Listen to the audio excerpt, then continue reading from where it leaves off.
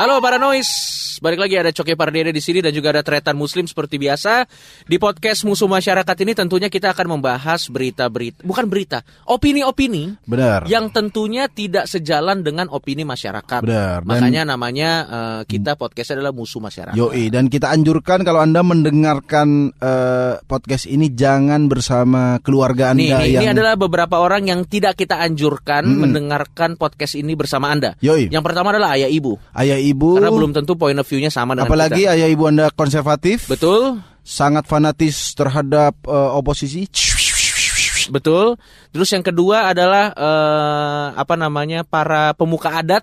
Karena belum tentu point of view kita sama. Ngapain pemuka adat negerin podcast? Loh, masa nggak boleh? Ya boleh, tapi di tengah kesibukan mereka membangun gunungan nasi kuning yang nggak sempet dong. Pokoknya hati-hati kalau dengerin podcast ini. Jangan bersama teman, saudara, atau keluarga yang konservatif, kolot, karena pasti akan bertentangan.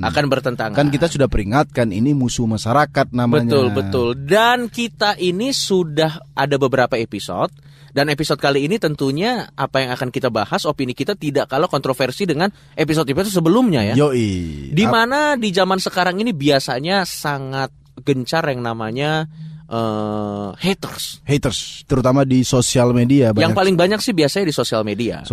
Dan yang di hate biasanya artis. Betul. Karena nggak cuma artis sekarang, bro. Hah? Presiden juga banyak hatersnya, bro. Betul. Dan jadi sosial media adalah menjadi salah satu ternak haters ya. Ternak hater dan corong untuk haters melampiaskan kebenciannya. Joki. Nah, di zaman sekarang nih yang banyak banget yang namanya haters, timbul opini-opini.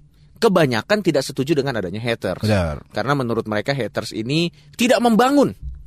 Malah dan merugikan orang ya. Merugikan orang. Artis karena membuat stres, karena membuat down, membuat hidupnya artis yang di-hate ini hancur. Atau objek ini jadi merasa terhina, baperan dan yang lain-lain. Tapi bukan musuh masyarakat namanya, bukan podcast musuh masyarakat namanya para noise kalau kita tidak memiliki opini yang berbeda dengan masyarakat. Benar. Tentunya di podcast kita kali ini kita setuju dengan adanya haters ya. Gak cuma setuju, kita mendukung adanya haters. Dan kita tidak masalah dengan hate comments ya. Benar. Hate comment, hate bukan hate speech ya. Bukan fitnah. Beda loh hate comment, hate speech sama itu fitnah, beda loh. Beda ya. Fitnah tuh yang kebohongan itu kita nggak setuju. Iya gitu. iya. Apa ya? Misalnya KUHP asik. Waduh. Itu kita tidak setuju tuh. KPI aturannya bener. Nah. Itu bisa mungkin fitnah. Iya. Nah tapi yang kita setuju adalah hate comment. Hate comment yang dilakukan oleh haters. Karena mungkin kalian menganggap haters nggak ada manfaatnya.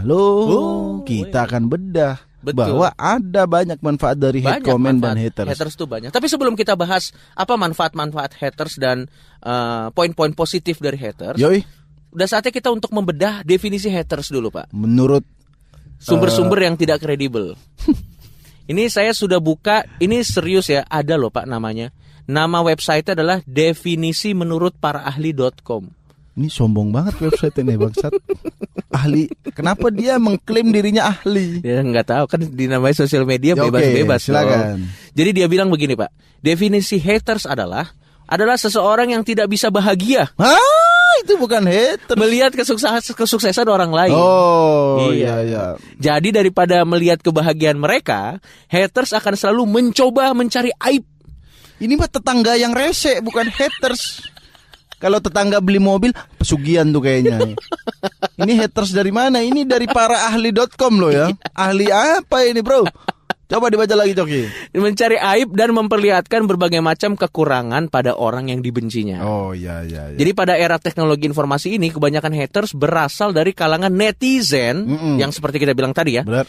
Yaitu para masyarakat pengguna internet. Jadi kira-kira pengertian haters itu adalah orang yang tidak bisa melihat orang lain berkarya atau tidak senang kalau melihat orang lain berkarya. Atau orang lain sukses ya. Betul. Orang lain hidup enak itu nggak enak. Ya. Menurut ente haters pertama di dunia siapa?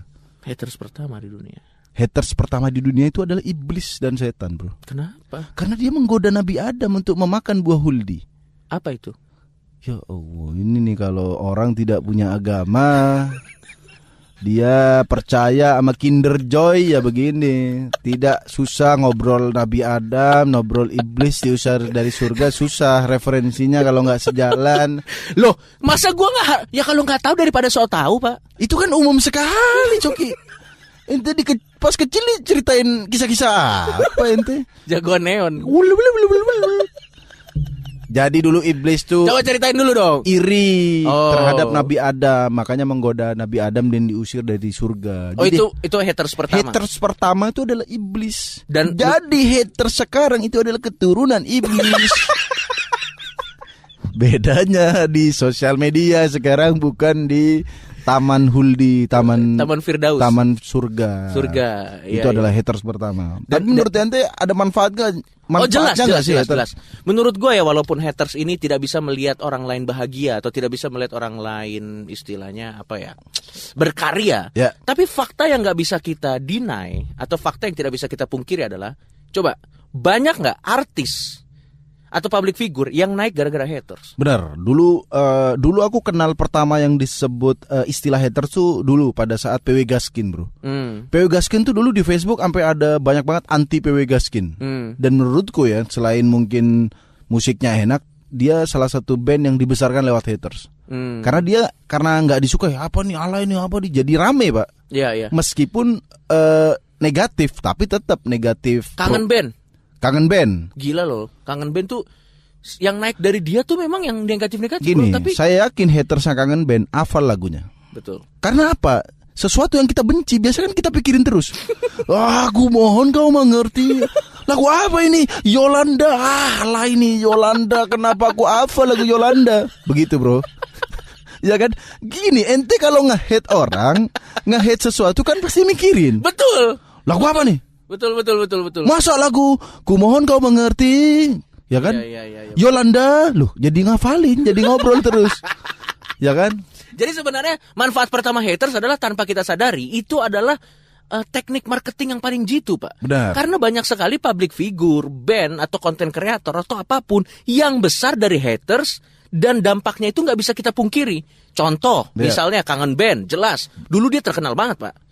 PW Gaskin, Aukarin, Young Lex. Jadi tapi ada yang sengaja membuat sesuatu kontroversi biar di hate, biar rame. Tapi ada yang nggak sengaja. Saya yakin Kangen Band tuh tidak bermaksud alay loh. Tapi memang dia ini keren sekali. Poni Andika ini adalah Harajuku, kan? Dia tidak membuat kontroversi, tapi secara tidak langsung itu menimbulkan haters gitu. Oke, berarti ada dua macam ya. Yeah. Ada orang yang memang dengan tulus berkarya tapi menimbulkan haters. Nah, tapi ada juga yang memang dengan sengaja pengen menimbulkan haters. Sengaja kontroversi. Tapi misalnya, tujuannya adalah sama-sama pengen sukses. Gitu. Misalnya berantem sama artis siapa atau yang settingan apa gitu. Betul. Seperti kalau kita lihat Vicky siapa namanya? Vicky Prasetyo sama Angel Elga. Iya. Saya nggak tahu dia sengaja kontroversi, tapi menikah lompat dari helikopter. Itu kalau dia merasa itu adalah sebuah karya dan aku yakin tidak akan ada yang benci. Itu yang harus dipertanyakan dia yang.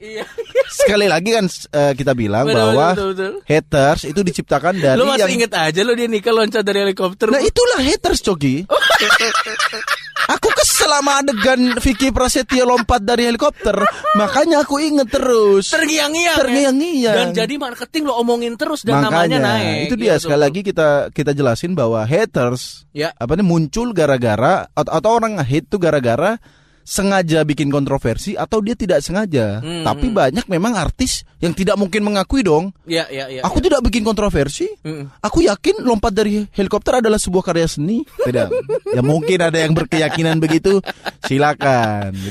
Tapi menurut gue ya, kalau kita bahas di poin pertama ini, memang betul, Pak.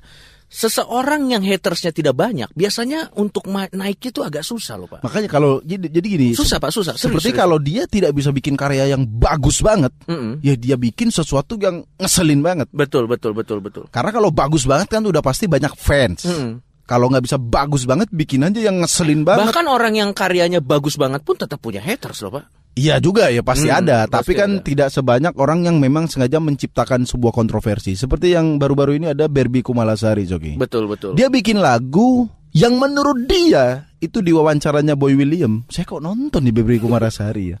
Harus ada yang bertanyakan diri saya. Barbie Kumalasari bikin lagu yang menurut orang fals. Iya. Menurut orang fals banget, nadanya salah. Itu menurut orang ya. Tapi saat diwawancara, gimana suara Anda? Ini suara gue kayak Jay-Z gitu.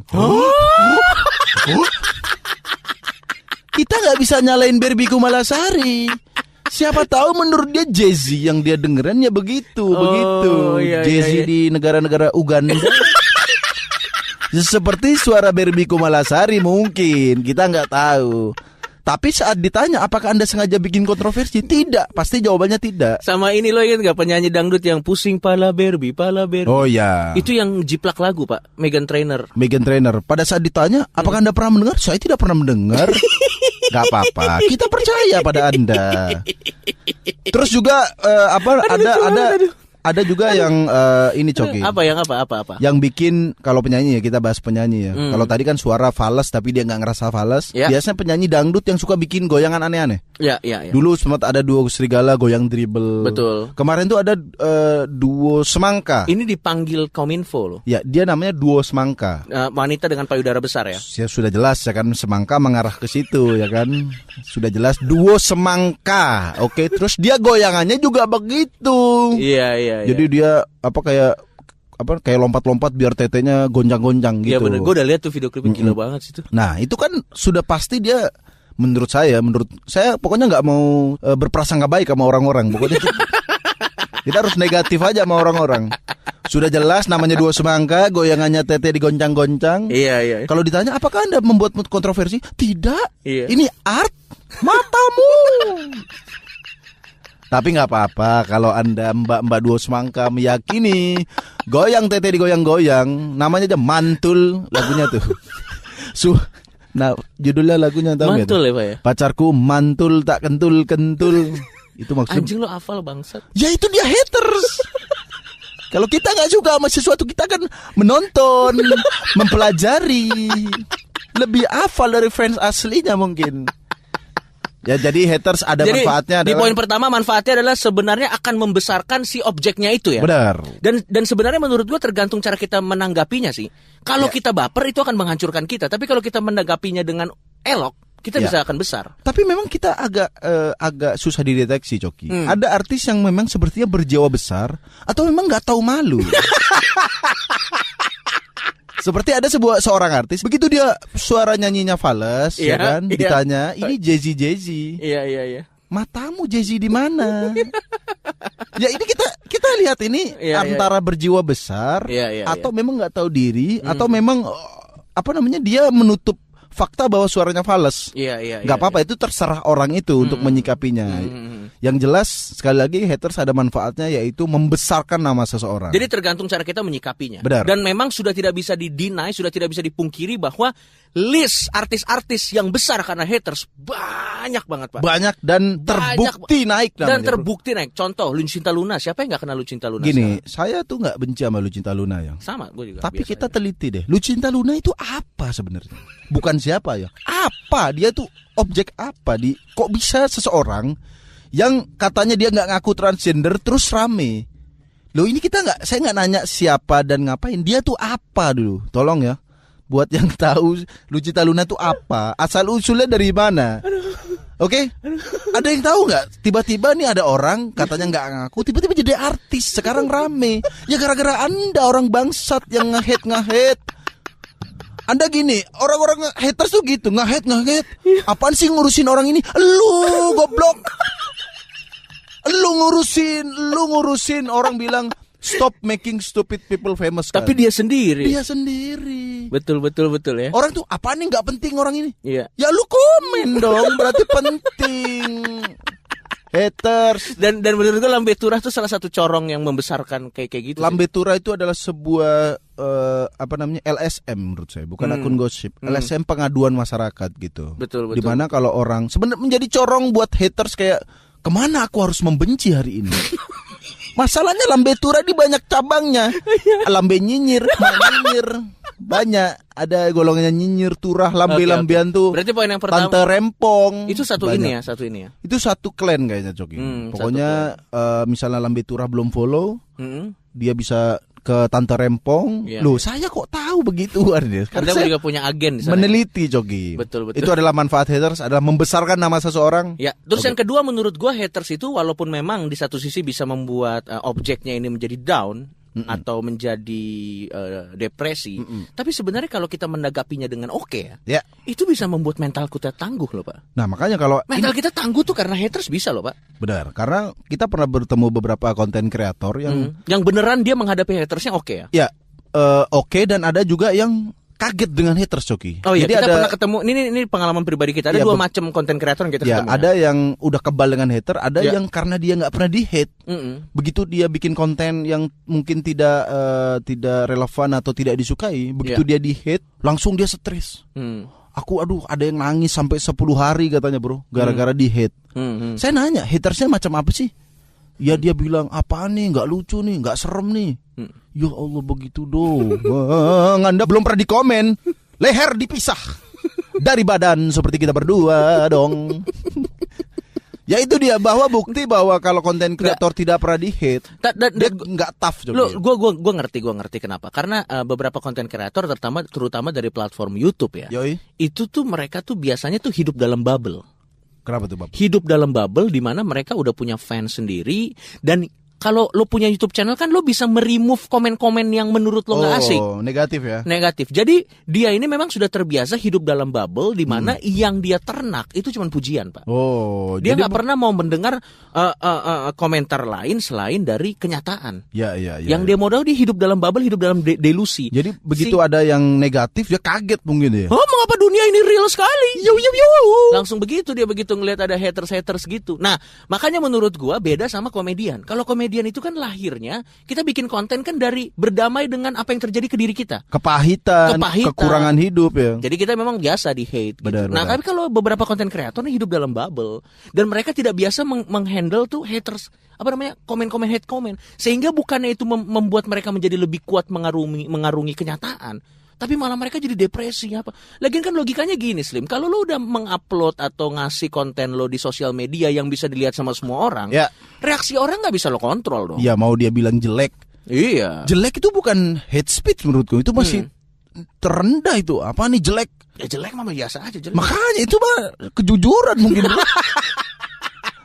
Ya kan, kita nanti akan bahas lagi. Kita nggak setuju sama komen-komen yang gimana. Kalau cuma komen jelek, nggak lucu lo, sampah. Bahkan menurut kita kalau kita bikin konten bangsat nih apaan nih, ya itu terserah dia. Betul, itu ekspresi dia. Apalagi penonton kita ya. Penonton kita tuh udah saking brengseknya. Kalau mereka seneng dikata-katain kita. Bangsat konten apa nih? Padahal sebenarnya pujian ya. Betul. Itu jadi itu dua hal yang menurut kita yang membuat haters itu sebenarnya bagus loh. Ya, untuk membuat Yang pertama memperkuat mental, dan yang pertama menaikkan karir, ya. Yang kedua memperkuat mental. Coba lihat yang Lex nih. Sekarang kita pernah ketemu yang Lex secara asli sama Lex kan aslinya. Lu lihat tuh, karena saking banyak haters, sekarang dia gimana? Nggak tahu malu. Nah, tapi maksud gue tough dia sekarang. Tough. Nggak tahu malu dalam konteks positif. Makanya, jadi kalau ada artis-artis yang kalian hate tapi dia kok nggak terganggu hidupnya, itu nuraninya udah meninggal biasanya. Nurani. Kejiwaannya udah netral dia, jadi nggak ada senang, nggak ada sedih, udah mati dia. Udah hampir. Udah koma jiwanya. Oke gitu ya.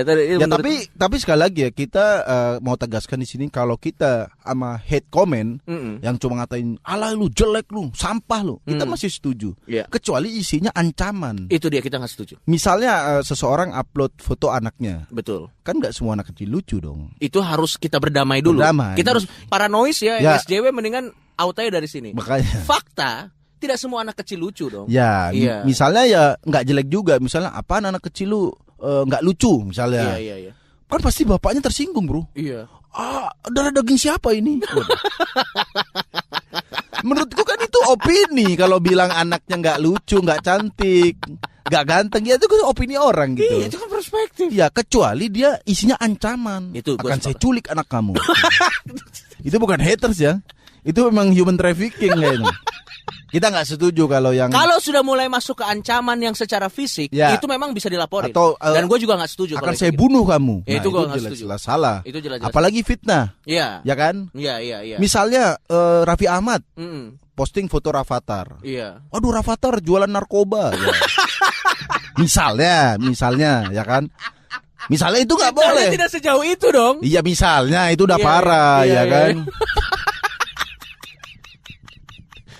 iya. Iya, itu kan. Rafathar jual narkoba. Iya, iya. iya. Pokoknya yang fitnah dan ancaman kita tidak setuju ya. Ya, itu Karena udah jelas fitnah itu sudah kriminal. Kriminal, udah berbohong. udah Pak. bukan hate speech, memang Udah bukan Anda hate aja memang mau ngancurin negara ini kalau ada kriminal. Itu kriminal. Ya. Pokoknya pengancaman dan fitnah kita tidak setuju. Kita tidak setuju. Tapi sebenarnya Tretan Muslim at the end of the day pada akhirnya yang paling dirugikan dari fenomena haters ini Yoi. itu cuma satu, Pak. Siapa? Bukan objek yang di hate menurut gua. Siapa yang paling Objek dirugikan? yang di hate itu lebih banyak untungnya daripada ruginya. Benar.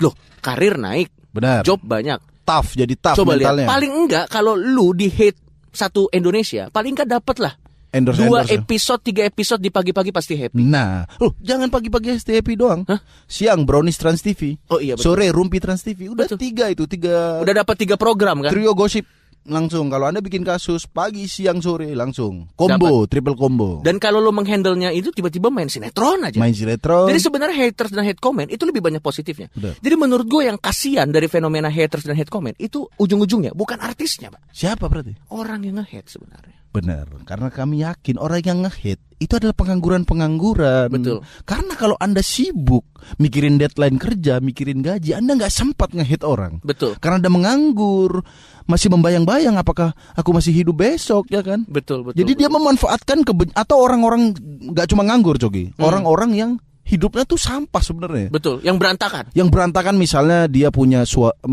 istri galak, mertua galak, Betul. bos galak, dia mau nge-hate siapa lagi? Ada Lucinta Luna, yang di-hate Lucinta Luna. Ada Barbie Kumarasali. Padahal itu adalah bentuk kekesalan dia terhadap keluarganya, terhadap kehidupannya. Itu yang kita kasih nama haters. Dan menurut kita juga kenapa haters tuh pengen punya banget kontribusi dalam kehidupan artis atau objek yang dia hate. Karena menurut gue dalam kehidupannya sendiri, dia nggak punya power untuk mengontrol itu. Gaji di bawah UMR, Ya. misalnya kan. Habis itu istri galak, Benar. misalnya kan. Atau mungkin dianya sendiri mandul, kita nggak tahu. Dan akhirnya itu, Udah haters mandul lagi ya. loh, bisa jadi itu adalah hal-hal yang membuat dia tuh tidak punya kontrol dalam hidupnya. Benar. Dan akhirnya paling tidak yang bisa dia kontrol hidup orang lain. Benar, Di benar. komen-komen sosmed menurut Ya, gua. seperti ini haters. Jadi sekarang tuh ada kalau pasangan itu ada hatersnya juga, Jok. Oh ya? Misalnya Aliando sama Prilly, ada pendukungnya ya. Iya. Begitu Lu jadul banget sudah nggak? Prilly sama Maxim Bautier, Mm-mm. ini pendukungnya Aliando protes, Mm. nge-hate jadinya, apaan lu Maxim gini-gini. Iya. Karena sekali lagi benar kata Coki, karena dia tidak punya kontrol terhadap hidupnya. Betul. Dia mau mengontrol hidup orang mungkin. Betul. Dan yang kita kasihan lagi, Coki, sebenarnya haters nih, kalau kalian ente pikir hanya orang-orang dewasa, enggak, Pak. Haters tuh ada sejak kecil, Pak. Oh ya. Saya pernah Ini lihat, pengalaman pribadi lu ya? ini pengalaman pribadi. Saya tuh follownya Instagramnya Anya Geraldine Munafik. Saya juga nggak tahu kenapa saya follow Anya Geraldine Munafik ya. Di situ isinya orang, di situ orang isinya nge-hate Anya Geraldine, Pak. Iya. Ya, terus juga saya pernah follow Mm-mm. hatersnya, akun haters, dia nge-hate itu. Mm-mm. Ada cewek namanya Nabila. Mm-mm. Dia tuh dulu pacaran sama Atta. Iya. Sepertinya akun ini nggak setuju kalau cewek ini pacaran sama Atta. Betul. Jadi dia bikin akun haters Nabila. Aku lupa namanya apa. Yang jelas akun ini ngepost soal hate Nabila terus. Apaan lu jelek lu, apaan lu gini. Suatu hari dia instastories begini. Yang mau jadi admin silakan DM. Saya lagi sibuk UTS kelas 8. Gila lu, anak kelas 8 ya. Iya. Bikin akun untuk nge-hate orang, itu menurutku udah di generasi yang parah banget kita, bro. Maksudnya anak-anak kecil zaman sekarang tuh udah punya keinginan untuk nge-hate, bro. Iya. Udah Zaman sedih kita kelas 8 itu berarti kelas 2 SMP ya. Apa? Itu nge-hate apa dulu? Nggak ada, Pak. Paling gue benci guru BP doang. Udah Paling sebatas ini itu. kalau Abang Bakso ngasih sausnya dikit kesel aku. Iya. Atau kalau guru Lu di BP Madura kan? di Madura atau pembangunan nggak ada. itu mah selama pemerintah. Enggak, maksudnya dulu zaman kita kecil tuh kelas 2 SMP tuh Nggak ada nge-hate sampai artis dan sampai nge-hate-nya tuh bener bro, ngatain ini. Betul. Paling kita dulu paling pol nge-hate ini bro. Olok-olok nama bapak ya kan? Iya betul. Itu udah haters paling parah banget tuh. Dulu nama bokap gua kan Hannibal. Gue inget banget tuh. Hannibal? Serius bokap gua Hannibal. Sumanto apa gimana? Hah? Hannibal bener. Oh Hannibal. Oh. Jadi gue bal gitu. Kalau bapakku kan namanya Nur tuh bahasa Arab. Cahaya. Tahu dong gue. Jadi anak-anak, waduh ada cahaya nih, ada bapak lu gitu. Itu aja aku udah hate tuh sama hal-hal begitu. Tapi anak zaman sekarang udah nge-hate-nya sampai bikin sesuatu loh. Berarti nanti anak lu juga dikatainnya gitu. Apa? Muslim kan anak lu kan ini. Iya kalau diceng-cengin muslim semua noleh dong. Apa manggil agama kita dong? Oke, berarti intinya adalah dari fenomena haters ini yang dirugikan sebenarnya bukan artisnya, bukan objeknya, ya, tapi sebenarnya adalah orang yang melakukan hate itu sendiri. Makanya kalau kalian haters pikir gua hancurin hidup lu dengan ngata-ngatain, lu sendiri yang hancur tapi tidak sadar Anda hancur. Oke, kalau begitu sekian topik kita kali ini tentang masalah haters ya. Yoi. Dan tentu para noise saksikan lagi tonton, dengerin dong. Maksud gua dengerin. Dengerin lagi di episode musuh masyarakat kita yang selanjutnya yang tentunya pasti point of view-nya tidak kalah kontroversial. Benar. Nah, buat para noise nih yang mau komen-komen silakan kalian setuju nggak adanya haters atau adanya hate comment. Betul. Tapi jangan hate speech atau hate comment di noise ya. Karena kita berdua ini sangat flawless, Joki. Waduh. Tidak bisa di-hate kita.